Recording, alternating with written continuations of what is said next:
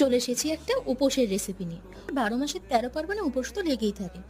তো আমার উপোস চলাকালীন সময় সাবুটা আমি কিভাবে খাই তাই ভাবলাম তোমাদের সাথে শেয়ার করি। তো এখানে দেখো আমি 1.5 কাপ মতো সাবু 1 থেকে 1.5 ঘন্টা আগে ভিজিয়ে রেখেছি। এখানে আমি মোটা দানার সাবুটা নিয়েছি, তোমরা চাইলে কিন্তু ছোট দানার সাবু নিতে পারো।